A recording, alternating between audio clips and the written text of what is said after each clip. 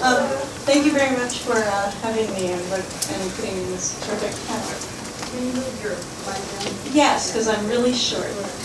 That's a good idea. It's better. Thanks. So, as Janine Conde said, a colleague and I, Barry Dukar, wrote a white paper on this topic, and thank you for inviting me to tell you a little about it. The REV proceeding and related initiatives in New York are an effort to rethink utility regulation and the resulting business model. And at the heart of REV is the distributed system platform, which is a transactional platform that sort of functions as an overlay to the distribution system. And hopefully this is sounding a little familiar from what the other panelists have been talking about. The technological enhancements that make that platform possible can also be expected to support the greater grid flexibility that we're going to need in the future for a high intermittent renewables future. And we think that the REV insight that the electric system is evolving into a platform capable of supporting increasingly diverse activities, and that embracing that is the efficient future of that is really important when it comes to thinking about economy-wide decarbonization, because it aligns with an emerging consensus about the role of the electric system in decarbonization, which is that the electric system in its entirety can be a platform for decarbonizing not just electricity itself, but much of everything else. So some of you may have seen this article by David Roberts, and basically he summarized everyone's, there's a lot of different climate change roadmaps out there, and they all pretty much come down to this.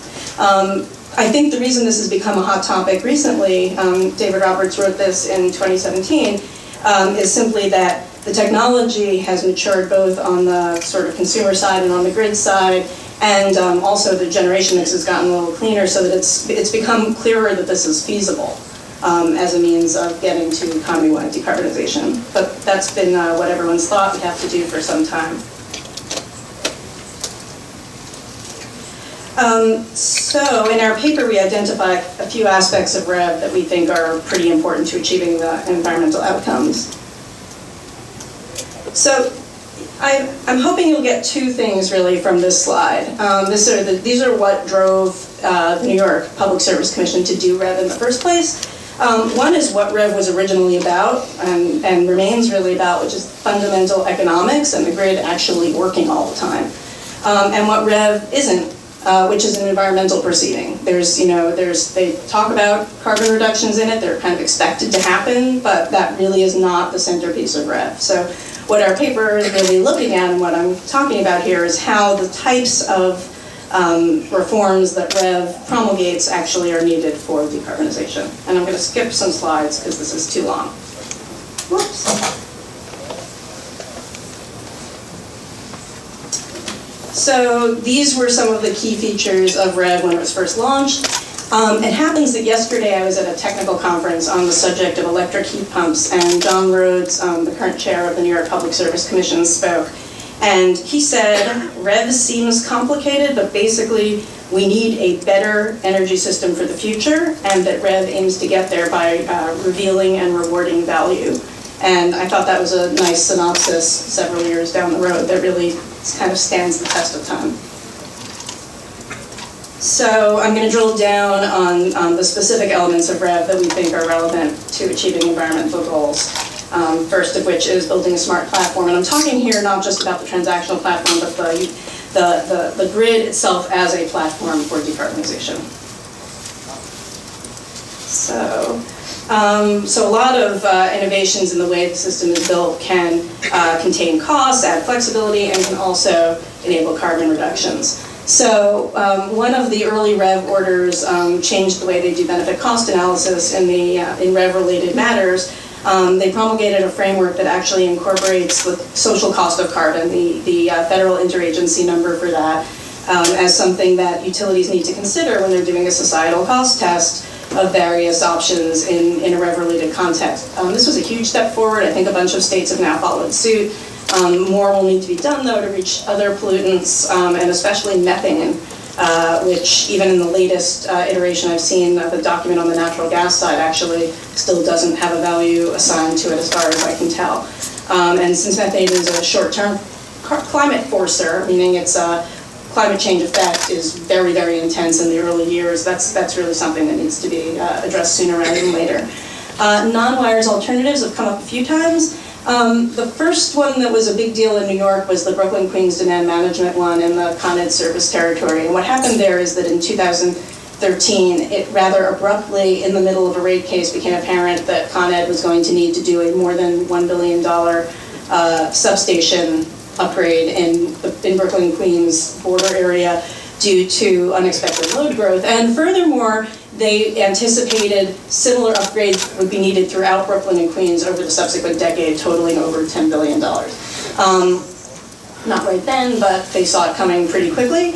And ultimately, they agreed to pursue non-traditional measures to try to stave off the need for that upgrade. And some of those involved some slight changes to the grid itself, but in fact, the big winner in the early years of that has actually been energy efficiency. Thanks to bringing literally thousands of building owners or users in, they've actually managed to keep the load growth at a level where they have not yet needed to do this. Energy efficiency continues to be the big winner, which is really cool because I remember at the very early meetings about BQDM, there was a lot of talk about gas turbines, and those have not been playing a big role. As far as I know, I'm not sure there have been any, but it certainly has not been the centerpiece. And at this point, there are similar efforts in other parts of the Con Ed service territory and also throughout the rest of the state. The leveraging the value of energy efficiency and other distributed energy resources kind of goes with what happens in those non-wires alternatives, that you can actually use these customer-located resources. Oh, and a word about distributed energy resources. In New York, the New York Public Service Commission has used that term a little differently from how, as far as I can tell, almost anyone else does. They use it to refer to really anything that changes, anything that's sort of customer-sited or out there on the distribution grid that changes what load looks like, what demand looks like. So it could be PV on your roof, but an electric vehicle in your garage is also a distributed energy resource, oddly enough, and even energy efficiency kind of meets the definition. And so the definition is super broad, and some of the things like the value of distributed energy resources proceeding aren't really talking about all the things that count as distributed energy resources, but I think it's useful and becomes more and more useful when we think about economy-wide decarbonization, to really think about all of these nodes as potential resources. And as a result of the non-wires alternatives and the process of planning this distributed system, there is increased visibility into the system and opportunities for developers to offer solutions that avoid what would otherwise be very costly upgrades, or at least forestall what would otherwise be very costly upgrades. And I'm going to skip several slides again and move on to slide 14, so just a second. So this is what was going on with BQDM. So how can utilities thrive in this future, and enough that they maybe will want it, sort of the puzzle. So platform service revenues really refers, I think, to the upside that we hope utilities will see in the future to the peer-to-peer transactions that were mentioned earlier. The idea being that a utility can be kind of like an Amazon, a broker that has sort of an interest in these transactions that are occurring among them. That sort of is the gold standard of the future in some of the earlier rev orders. I'm not going to spend time on it really because the platform is just not mature enough that has become much of anything yet, but it's still out there, something that we all hope will be happening.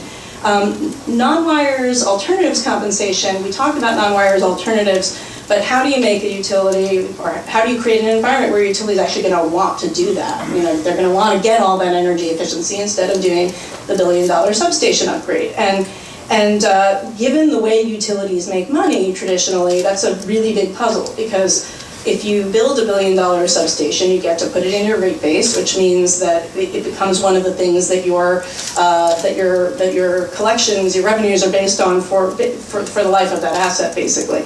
And that's fundamentally how earnings happen. So how do you create a world where utilities want to not do those things? And in BQDM, they actually arrived at a mechanism where the utility was eligible to earn on how much of the cost of that they were able to avoid through their BQDM efforts, and similar mechanisms have been adopted for NWAs in other parts of the state. So that's a pretty interesting development, because it used to be that if a capital improvement was projected at a particular cost and then it didn't actually cost that much, there was actually a clawback where they actually had to like give back some earnings. So there was actually a disincentive to keeping the cost down. And earnings adjustment mechanisms are actual basis point adjustments to earnings based on achieving certain outcomes that are desirable. This is still emerging, but the emerging generation of EAMs has several that have a bearing on climate change with various levels of sort of how directly they're involved. There are some for solar interconnections being done more quickly and with higher customer satisfaction. There are some about lowering system peaks and electric energy intensity. There are starting to be some about environmentally beneficial electrification, where utilities can actually make money if that picks up. And there's also discussion underway in the, at least in the Con Ed service territory, about developing earnings opportunities associated directly with reductions in carbon pollution. So, yeah, so most of the rest of my presentation will be deep dive on innovative price signals experienced by mass market customers and how those can help the markets function more efficiently while also supporting decarbonization. So this slide, let me not drop this again. This slide summarizes the type of electric pricing that most customers actually experience when they consume electricity. And I'm ignoring for now the fact that New York is actually a restructured state where the utilities don't own generation. But when you get your bill, it's all other than your fixed price, usually going to be volumetrically charged on a per kilowatt hour basis. And as was discussed earlier, there's actually wide variations in how much any particular increment of energy costs. There's also wide variation in how much it costs to use the system. But the bottom line is that despite those differences, most mass market customers experience all electricity as priced exactly the same.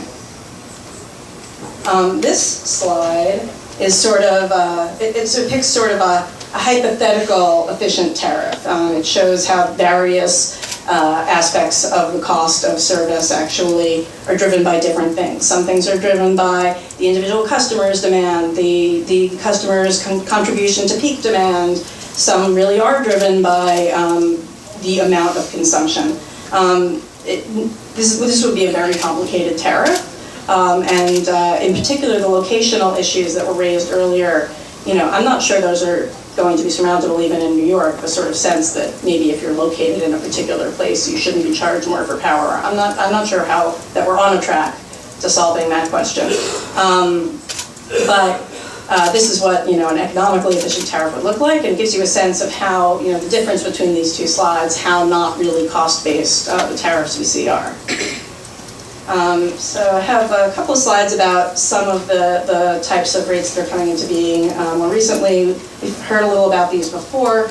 I'm just going to talk about the environmental aspect of this, which is that at least in New York, and this does vary from place to place, but where I'm involved, in New York, the highest prices tend also of commodity tend also to coincide with the dirtiest power, the most polluting power, the oldest units that get turned on only to deal with those times. So even if you provide a kind of crude price signal for avoiding peak times, you actually can have some environmental benefit. And similarly, a crude price signal about what the cheapest times tend to be can also have environmental benefit if it causes you to, form a habit of charging your car at the time when the wind is blowing in the middle of the night or something like that. Even a pretty crude price signal can have some substantial environmental benefits. Real-time pricing can have, potentially even more. Since we already talked about this, I don't want to go into it too much, but I will mention that, given what I was saying about the most expensive power typically being the dirtiest, and even without a price on carbon, this can be very helpful. However, with a price on carbon, and we have a price on carbon in New York, it's low, it's the RGGI price, but it's a price on carbon. If you pair real-time pricing with a price on carbon, you actually are building an express environmental signal into your electric price. And we do expect that a regime like that will be piloted soon as part of Con Ed's smart home rate. I'm going to skip critical peak pricing and go on to a little bit about demand versus consumption. So those are both, what I just talked about are two different kinds of volumetric rates, which make a lot of sense on the supply side, but not necessarily on the delivery side. So as you can see, consumption and demand are not the same thing. And demand is especially coincident peak demand, which is when your demand coincides with when the system itself is peaking, when your peak demand coincides with when the system is peaking. That's really what drives the system cost. That's what drives the need for $1 billion substation in, the BQDM area or wherever.